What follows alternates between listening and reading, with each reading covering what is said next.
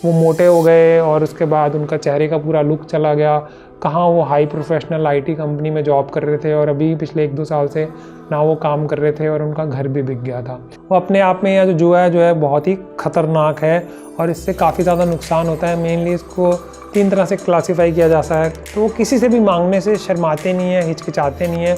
उनको लगता है बस मैं कल परसों तक जो है पूरा सेटल कर दूंगा। नमस्कार दोस्तों, आज हम बात करेंगे गैम्बलिंग डिसऑर्डर की, जो कि ICD-10 में आता है, habit and impulse control disorder में, और इसको बोला जाता है पैथोलॉजिकल गैम्बलिंग। और DSM-5 में आता है ये सब्सटेंस यूज डिसऑर्डर के अंडर। गैम्बलिंग का अगर शुद्ध हिंदी भाषा में बोला जाए तो इसका मतलब है जुआ खेलना। और काफ़ी सारे केसेस मैंने इसके देखे, और पिछले कुछ दिनों से जब से टेक्नोलॉजी में चेंज आया है और एक्सेसिबिलिटी इसकी बढ़ गई है, तो काफ़ी सारी समस्याएं इससे क्रिएट हो गई हैं। खासकर जैसे क्रिकेटिंग मैचेस में आपने देखा होगा लोग गैम्बल करते हैं। मेरे एक पेशेंट स्टार्टिंग में मेरे पास आए थे, उनको एंग्जाइटी और घबराहट रहती थी। मैंने उनका इलाज किया। वो हाई परफॉर्मर में थे और अपनी कंपनी में बहुत अच्छा परफॉर्म करते थे, स्टार परफॉर्मर थे बेसिकली। और तो मैंने उनका एंग्जाइटी और डिप्रेशन का इलाज किया और 2 साल तक सब कुछ ठीक चलता रहा और सेटल हो गया। उसके बाद अचानक मुझे पता लगा कि कुछ 20 लाख का घपला उनके घर में हो गया है। मतलब इन द सेंस कि 20 लाख रुपए का कोई अकाउंट नहीं था जो उन्होंने सारे खर्च कर दिए थे। उसके बाद उनकी वो जॉब भी चली गई, उन्होंने जॉब चेंज कर ली। उसके बाद फिर 1-2 साल के बाद पता लगा कि 20-30 लाख का घपला हो गया है। फिर उसके बाद फिर पता लगा, इस बार जब वो आए तो ऑलरेडी उनका घर बिक चुका था और उनकी वाइफ सोच रही थी कि मैं इनसे डाइवोर्स ले लूँ। तो सब कुछ बर्बाद हो चुका था। और मुझे ये बाद में पता लगा जब वो तीसरी बार लास्ट टाइम आए थे मेरे पास। उससे पहले तो मुझे भी आइडिया नहीं था, क्योंकि फैमिली ने कभी शेयर ही नहीं किया। वो हमेशा एंग्जाइटी, घबराहट, कन्फ्यूज्ड रहते हैं, अब ये परफॉर्म नहीं कर पाते। और मैंने देखा उस बंदे को डिटोरिएट होते हुए। और कई बार ऐसा होता है कि आप किसी को लगातार काफ़ी समय से देख रहे हैं, तो आप भी थोड़ा सा फील करते हैं कंफर्ट उस पेशेंट के साथ, या इमोशनल अटैचमेंट फील करते हैं।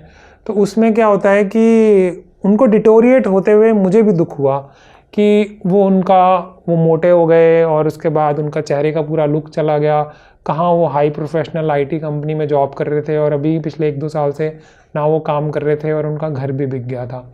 उसके अलावा मैंने कुछ और केसेस देखे और मैंने एक कॉमन पैटर्न देखा कि पहले अगर 3 लाख का नुकसान होगा, फिर 5 लाख का होगा, फिर फैमिली एक बार भरेगी, दूसरी बार भरेगी, फिर उसके बाद सीधा 20 लाख का नुकसान होगा, फिर 40 लाख का नुकसान होगा।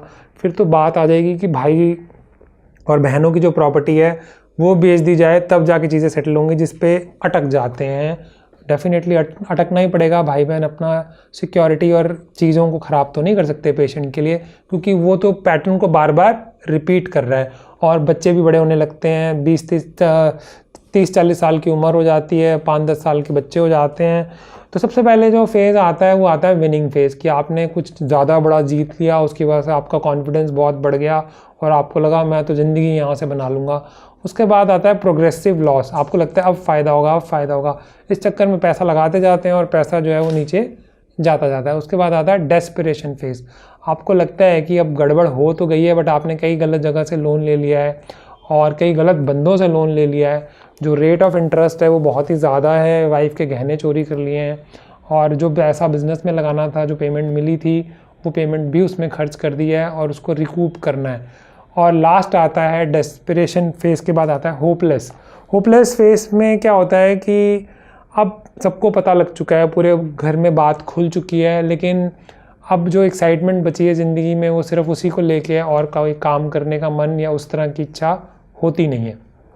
तो गैम्बलिंग जो है वो अपने आप में, या जो जुआ है जो है बहुत ही ख़तरनाक है और इससे काफ़ी ज़्यादा नुकसान होता है। मेनली इसको 3 तरह से क्लासीफाई किया जाता है। जैसे एक स्पोर्ट्स बेटिंग होती है, जैसे मैचेस के दौरान आपने देखा होगा। उसके बाद होता है लॉटरी सिस्टम, चांस की बात होती है कि आपकी लॉटरी लग जाएगी, जैसे लॉटरी खरीदते हैं लोग या लोटो वगैरह खेलते हैं। उसके बाद आता है तीसरा जो टाइप है वो आता है फिज़िकल स्किल, कि अगर आप कोई अपना क्रिकेट मैच खेल रहे हैं या अपने पत्ते खेल रहे हैं, तो आप उसमें जैसे दिवाली पे कई लोग करते हैं, तो that is part of gambling में कुछ चीज़ें हैं जो देखने वाली होती हैं। सबसे इम्पॉर्टेंट क्या है कि जो पेशेंट है खासकर वो प्री ऑक्यूपाइड रहता है सारा टाइम। प्रॉब्लम कब बन जाती है, कभी किसी ने कुछ खेला अपनी लिमिट में, उन्होंने डिसाइड कर लिया कि 5,000 खेलेंगे, 10,000 खेलेंगे, ठीक है, इट्स ओके। दिवाली पे कई लोग ऐसा करते हैं, मैंने खुद भी देखा है। मैं ऐसा कुछ नहीं करता। तो उसमें क्या होता है कि यहाँ पे वो नहीं हो रहा, यहाँ पे सारा दिन दिमाग में वही चल रहा है कि कब वो खेलेंगे, कब काम से जाएंगे फिर वो खेलेंगे, फिर तो काम भी छूट गया, सिर्फ खेलेंगे। दूसरी बात आती है समय के साथ अमाउंट बढ़ता जाता है, जैसे कि हमने ऑलरेडी बात की। उसके बाद आता है कि किसी चीज़ को कंट्रोल होना, जैसे नशा होता है, शुरू में अल्कोहल स्टार्ट होता है तो क्वार्टर होता है, फिर हाफ बॉटल होती है, फिर सुबह शाम होता है। वही हाल जो है गैम्बलिंग में भी होता है, जो कंट्रोल है वो पूरी तरह से ख़त्म हो जाता है। उसके बाद होता है कि कोई भी प्रॉब्लम से एस्केप करना है, कोई टेंशन है, प्रॉब्लम है, तो सट्टा लगा लो। और उसके बाद लगता है कि अब मैं लॉसेस को रिकूप करूंगा, या गलतफहमी हो जाती है, थोड़ा सा जीत गए तो लगता है कि अगली बार तो अब इतना जीत जाएंगे सारा पिछला जो है एक साथ ही कवर कर लेंगे। उसके बाद आता है कि इलीगल फाइनेंसिंग स्टार्ट हो जाती है, उन लोगों से पैसा लेना शुरू कर देते हैं जो गुंडे टाइप होते हैं, और वो सीधा घर पे आते हैं, तब घर वालों को पता लगता है। उसके बाद झूठ बोलना शुरू कर देते हैं कि नहीं मेरा तो 10 लाख ही था, बाद में पता लगता है कि नहीं 15 था, नहीं 20 था, फिर वो अमाउंट पहुँचते पहुँचते 40-50 लाख तक, या जिस फैमिली की जितनी कैपेसिटी होती है वो करोड़ों तक भी जा सकती है, हज़ारों या लाखों में भी अटक सकती है।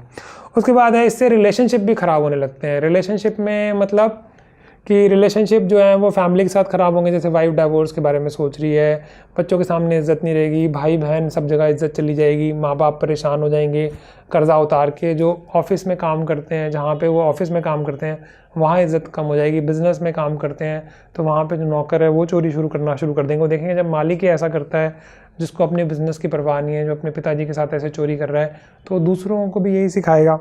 और लास्ट में क्या होता है कि बाकी लोग उनके पैसे पूरे करते हैं, जैसे कि अक्सर पेरेंट्स जो हैं वो पूरे करते हैं, या वाइफ पूरी करती है, या उनके गहने बेचते हैं, या सब जगह से उन्होंने, और घर वालों को पता लगता है कि इन्होंने सब जगह से उधार लिया हुआ है, उन्होंने नेबर से भी उधार लिया हुआ है, दोस्तों से भी उधार लिया हुआ है, इवन जहाँ वो सिगरेट या पान खाते हैं वहाँ पे भी उनका उधारी चल रही है।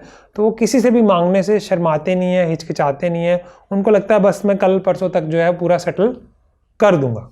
कारणों की बात करें तो इसमें ये देखा गया है कि 15 साल से पहले अगर किसी के पेरेंट्स की डेथ हो गई है, डाइवोर्स हो गया है, वो सेपरेट हो गए हैं, या डिफ़िकल्ट रहे हैं सर्कमस्टांसेस, या फैमिली में डिसिप्लिन है ही नहीं, या डिसिप्लिन बहुत ही ज़्यादा है, या इनकंसिस्टेंट है, या फैमिली में कोई फाइनेंशियल प्लानिंग या इस तरह की कोई चीज़ें नहीं है, या फिर एक्सपोजर जो है वो सट्टा खेलने का बहुत आसानी से मिल जाता है, जैसे आजकल मोबाइल पे ही मिल जाता है, आराम से बच्चों को मोबाइल मिल भी जाते हैं, और अचानक घर वालों को पता लगता है कि एटीएम का कार्ड जो से पैसे गायब हो गए। और 1-2 बार तो ऐसा भी हुआ कि घर वालों ने पुलिस कंप्लेंट कराई और पता लगा कि बच्चे ने ही पैसे निकाले थे, तो उनको पुलिस स्टेशन में भी शर्मिंदा होना पड़ा। तो ये सारे जो कारण हैं वो बन जाते हैं। इसके अलावा कुछ साइकोलॉजिकल रीजंस भी होते हैं कि कंपल्सिव वो अपने आप को हराना ही चाहते हैं, या वो अपने आप को नार्सिसिस्टिक टाइप होता है कि अपने आप को सोचते हैं कि मुझसे ज़्यादा तो कोई बड़ा है नहीं, जो भी मैं सोचूंगा ठीक ही सोचूंगा। या लर्निंग बिहेवियर की जो कॉन्सेप्ट होता है वो ये बोलते हैं कि उनको ऐसा लगता है कि वो कंट्रोल करना सीख गए हैं, जबकि वो बिल्कुल कंट्रोल में नहीं है।